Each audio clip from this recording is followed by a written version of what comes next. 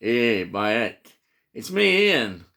And in today's video, yes, it's time for another Hammer film. I know there's no escape. It's, well, The Twins of Evil from 1971.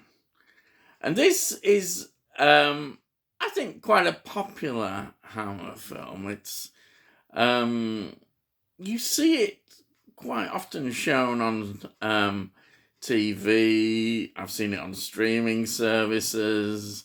It's one that is definitely quite popular. It's got 79% Rotten Tomatoes. So there we are. Which is pretty good, I suppose, you know.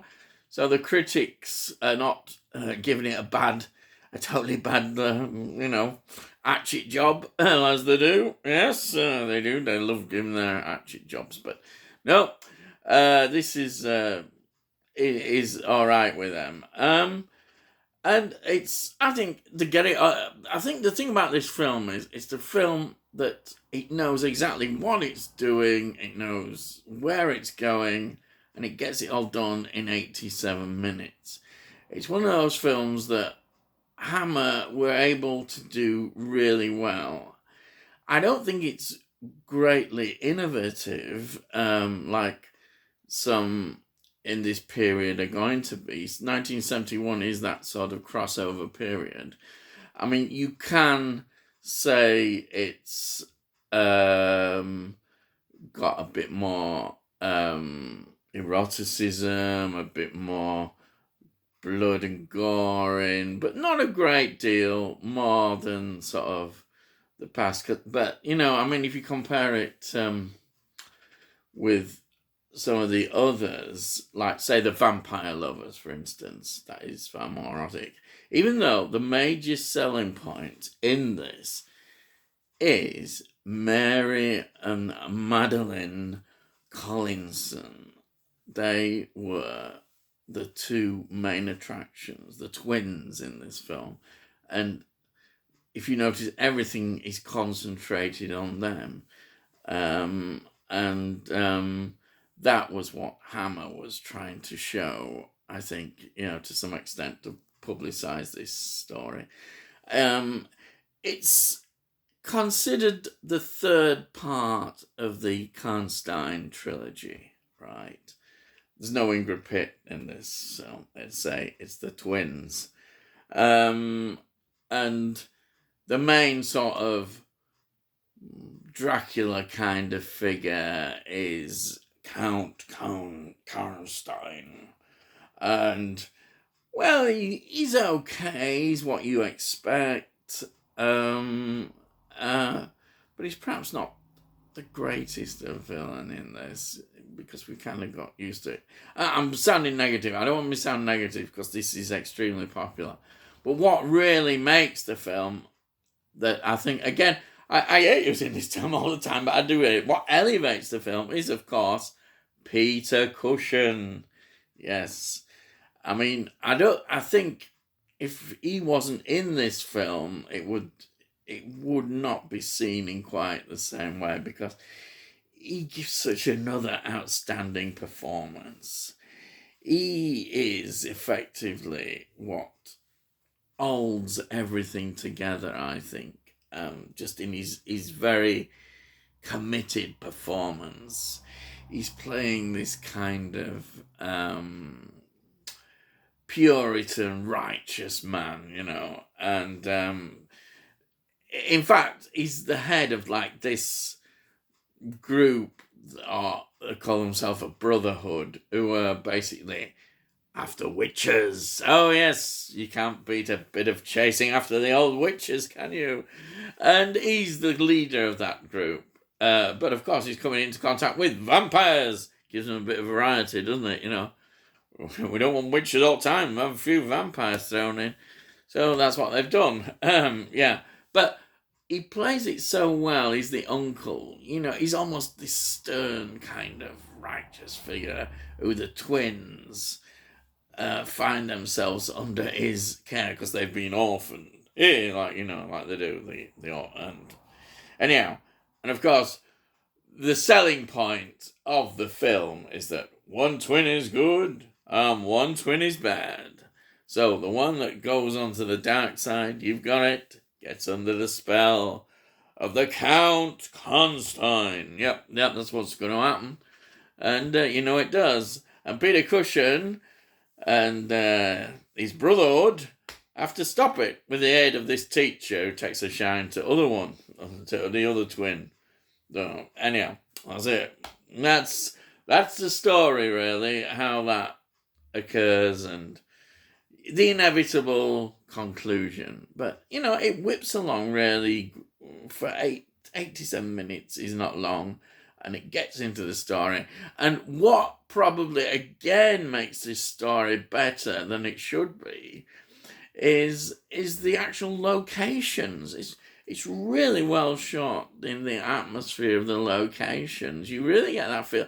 And this is, again, what Hammer were able to do. You think of the relatively low budgets that these were made on, and there's often pressurized short shooting time that they had. Because this, when it was released in America, was put on a double bill, as they often were. So they had to keep churning these films out. And it was with Hands of the Ripper, which I've reviewed earlier, which is probably a better film. But we won't talk about that. No, I don't want to sound negative because I really enjoy it. This is an entertaining film. It's one that you can bank on. You can watch it and love it. And I think that's what his strength is. It's just entertaining. And it's Hammer doing what Hammer do best. And Peter Cushing really carries the film. The twins are great. They've got this, I suppose, erotic image because they were playmates, in the Playboy thing. And the twins, and they're really, nice looking, what can you say? They've got this a charm and attraction to them. So they were this, as I said, the selling point of the film. But, it's Peter Cushing that makes it a proper film, if you want to say that, It gives it really that strong presence in the film, that Hammer gothic presence. Absolutely love it. Who could not love these kind of films?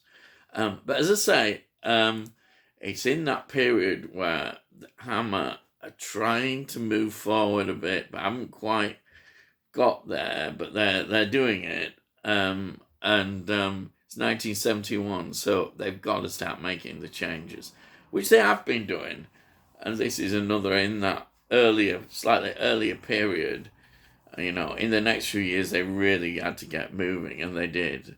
As we saw, like with the Dracula AD 1972 film, where they made a really big leap forward, as we know. That was the year after this. So you can see what's happening. We're moving towards that change. But I think this is the kind of film that if you want to show what Hammer were about, this is it. It's that stepping stone film. It's, when you go back to the earlier days, you probably wouldn't have had this. It's a development from the earlier Hammer films, but it's really a stepping stone again into the new era, if you want to call it, of what Hammer had to adapt to, which they did very successfully to me, even though it was a success in a sense because, it was the final days, if you want to put it, which is sad. But, a lot of people look fondly on this film, and I can see why, because, I've seen this, I don't know how many times over the years, and, it's almost like a comfort kind of film when you watch it. You know what you're getting, you know where it's going,